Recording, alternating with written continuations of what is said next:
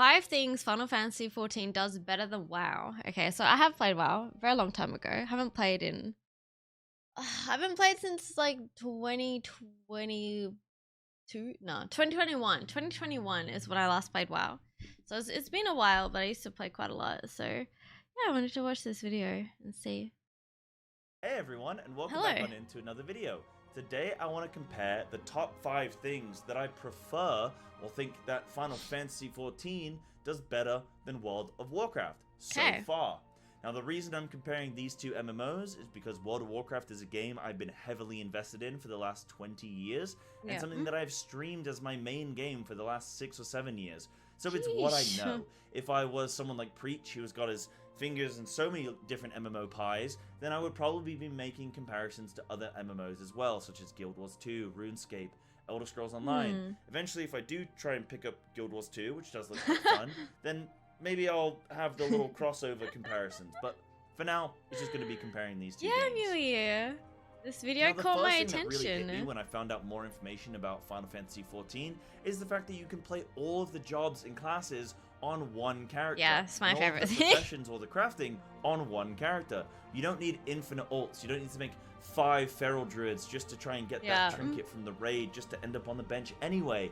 You can just do everything on one character, which is fantastic. And I do really like that element of Final Fantasy. I think it allows for you to feel like you're constantly progressing your main, and you can help people out. You can go do a dungeon with a friend who maybe just is getting involved in the game, or maybe they're trying to level up a different class, and you can go jump into a dungeon with them and say, oh, you know what, I'm not going to play my main, I'm going to play my alt spec. And I can seamlessly do that. I can do that quite quickly and effectively and still feel like I'm gaining progression on my main by doing my dungeon roulette or whatever it is that you're trying to achieve.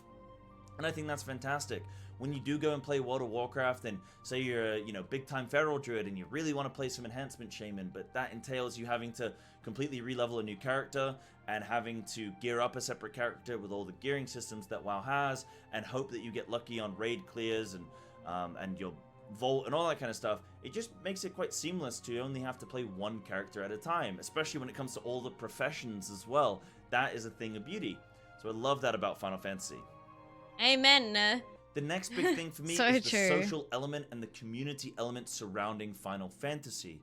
The two big differences I say between Final Fantasy and World of Warcraft is the fact that Final Fantasy XIV is a story-driven MMORPG, whereas World of Warcraft is definitely situated as this end-game kind of grind MMO, and is less about the story and the social element in some ways.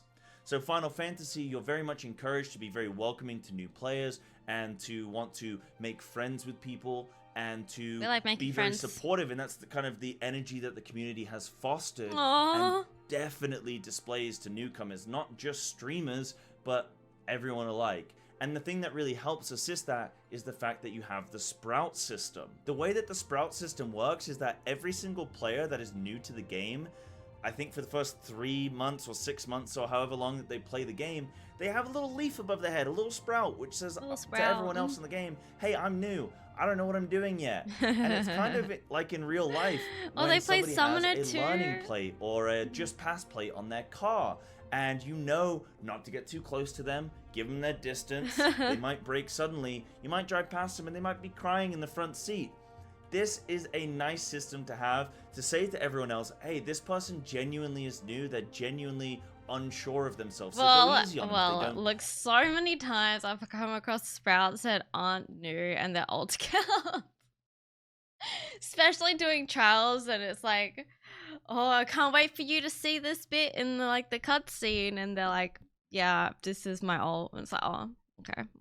Sorry. If they're not doing tons of damage, if they don't know their full rotation, if they're dying to mechanics, go easy on them. If they're begging for on an ult preparing to cause mischief, 100%. Or they don't really know where to go for the glamour system, because Sprout in Final Day does. Exactly that. Exactly. You can be very supportive of them and coddle them a little bit and know that they're not faking it or they're not just some dummy.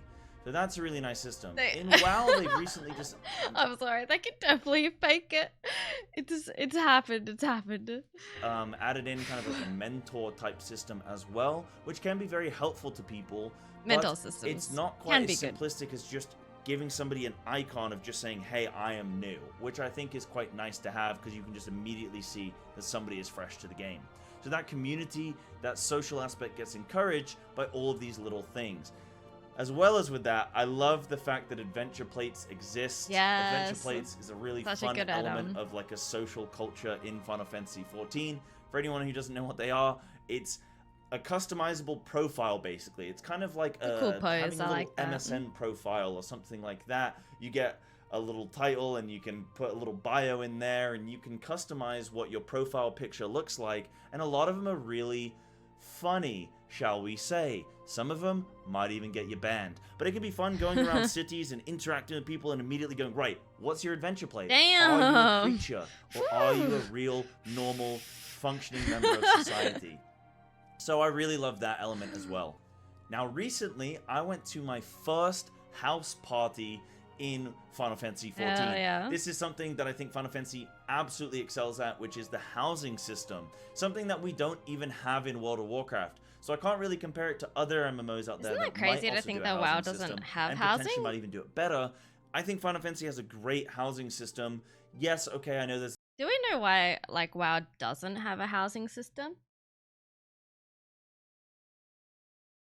You know what I mean? I would think by now that they would have like developed something. I mean, there is oh, what did we get? Yeah, the garrison. Yeah, I remember doing that, but that's all really.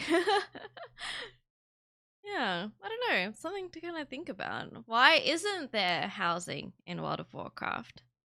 Some issues with how you can actually acquire those houses in terms of bidding on them and the process by which you go through that. But when you're in one... Wait, I think I might have the answer. It's because there's just like way too many people playing the game. Is that why? Like, Final Fantasy XIV already has a really hard time sorting out the housing system and trying to get everyone a house. And I'm pretty sure WoW has more players, right? Have it established and you're decorating and you're painting the walls and you're putting the carbuncle lampshade up. It's a thing of beauty. Such a cute house. I want a house. The house parties that occur are magnificent. There are real DJs on Twitch going through a full set. They've got their DJ decks. They're doing the shout outs. There's people doing knee slides on the dance floor in jeans. It's beautiful. I was having a couple drinks. I was getting into the party scene. And within that, there's an option to adjust your camera. You can go into like an idle camera mode, which will just cause it to just jump and hit look at him. angles of people and things around you. So it's really quite an atmospheric event, and they're really fun to be a part of. And before I started playing Final Fantasy, I thought, this looks goofy, funny. this looks dumb. Then I jumped into it and I went, oh my god, this is actually really a funny time, especially when you get involved with any particular streamer that you're watching and seeing how they're having fun with the system too. So the housing system is phenomenal in Final Fantasy. It's something that WoW is missing. I know that the devs have previously said on WoW that if they were to do player housing, which I think they can, do in terms of the technology they have it, it's possible from what they've said, but it would mean that we would probably lose out on a whole raid tier or something like that. In my opinion, that is absolutely worth it. Because yes, of course, it would suck to lose a raid tier. But then you'd have a housing system forever. Something that could always be added to. Something that would just allow so much additional so many people would hate it, though. To be added into the game. And more... I just feel like WoW players just... Okay, like, majority of WoW players probably wouldn't even care for housing, right? Like, they just want to raid. They just want to raid. More things could be added to the store. Imagine if you could buy your very own rug from Bobby himself. Wouldn't that be great? Now, the next thing that I really love about Final Fantasy, comparable to World of Warcraft, is the ease of customization and the discouragement of add-ons, if not making them more or less a bannable offense.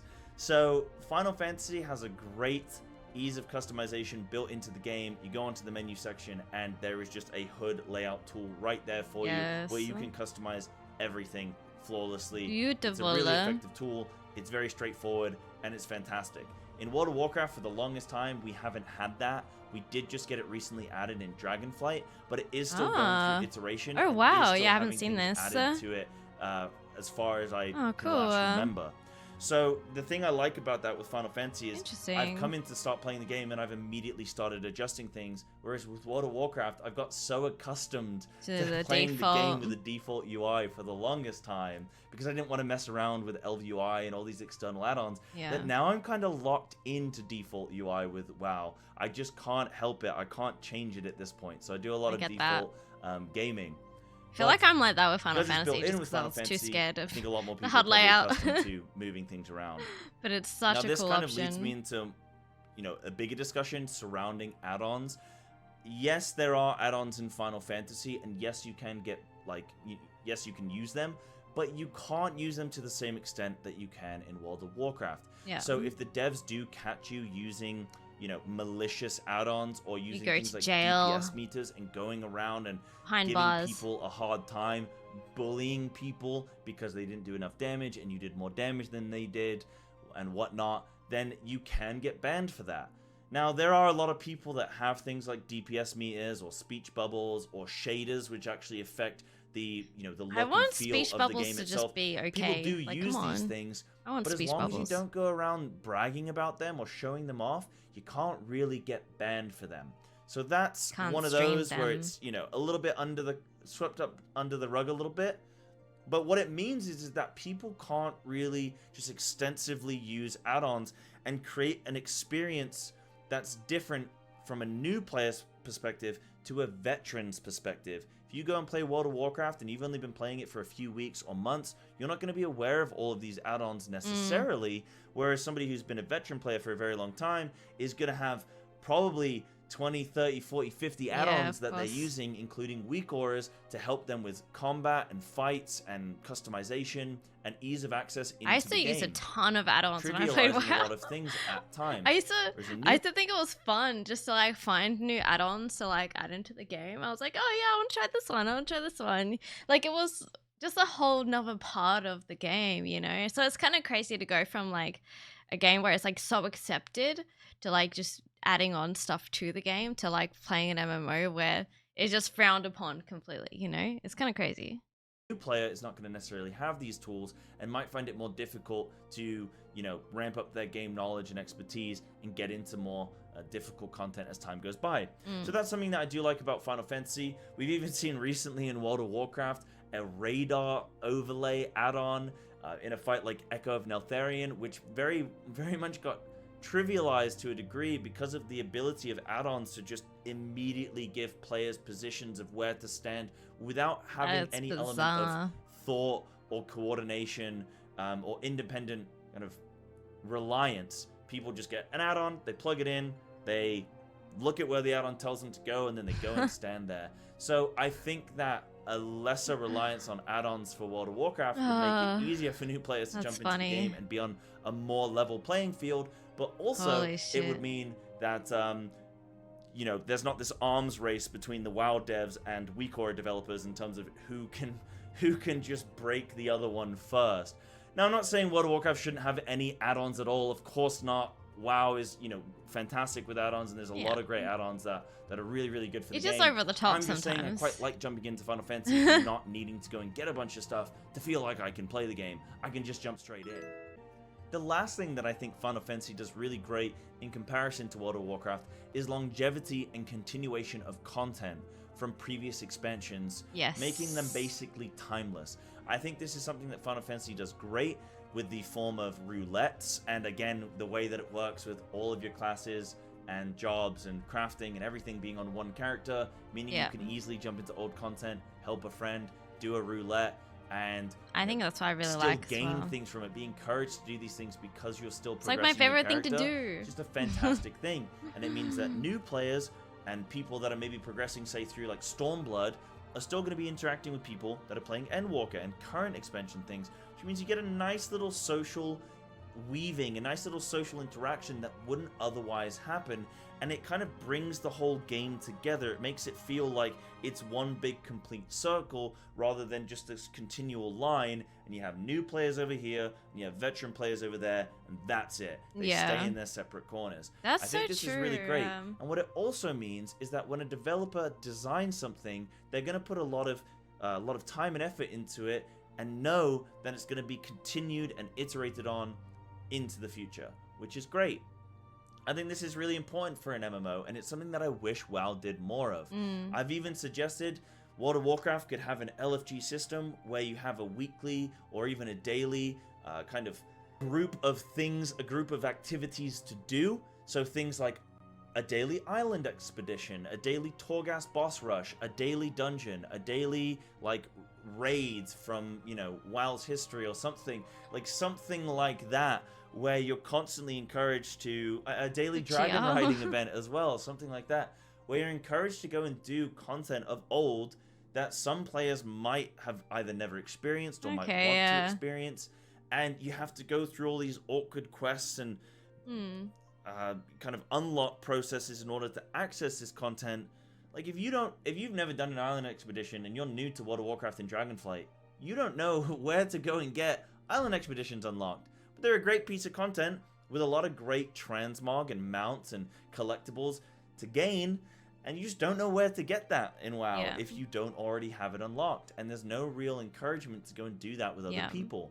If you put it on a daily roulette, a weekly roulette, whatever, there's a nice little reward at the end that gives you a mount, a pet, some gold, whatever it may be, some crests or artifact power, whatever the system of the expansion is. It just means that people are encouraged to go and have a wider breadth of content in the game and be rewarded for that. And I think it helps in those little content droughts as well. That's something that I think Final Fantasy does great with all the roulette systems, and World of Warcraft could definitely borrow from that. I think, so I just read your comment as well, Zodi. I think like how it happens in Final Fantasy is that when you're new and you're still leveling, like you only have like 1 or 2 roulettes, which isn't bad at all. And you do it because you get like so much like XP for doing it as well. So like if there's a good reward behind it, and say you're progressing through like the main story quests and stuff, and you want like a little bit of a break from that, I think it's actually something really good to kind of just like jump to and like try it out sort of thing. Just like something extra with like a good reward behind it. I think it's actually quite good. I feel like it's now a necessity to use add-ons in WoW, as Final Fantasy can still be perfectly playable. Yeah, 100%. I miss WoW. I do miss WoW. I was actually, when I made that little clip for Twitter, where I like, it was like back in 2018, I was actually streaming WoW, and I was like, oh, like I kind of miss it. But yeah, I love Final Fantasy, obviously, for many reasons. Nala, hello, good to see you. I enjoyed Mythic Plus. That was good times. So those are all of my comparisons and preferences from Final Fantasy XIV compared to World of Warcraft. I'd love to do another one of these way distant in the future when I've played more of the game and get to experience more and see whether I still feel this way or if anything changes for whatever reason. Please let me know in the comment section down below if there's anything that you really love about Final Fantasy or World of Warcraft. I love both games, and this definitely absolutely is not a WoW sucks, Final Fantasy is the best. There's definitely issues with Final Fantasy 2, and I think both games can thrive together in the same world and the same universe. But thank you very much for watching, and I look forward to future videos with you. Good video! Guys, please go check out Cyber. I really enjoyed watching. Make sure to like, comment, and subscribe.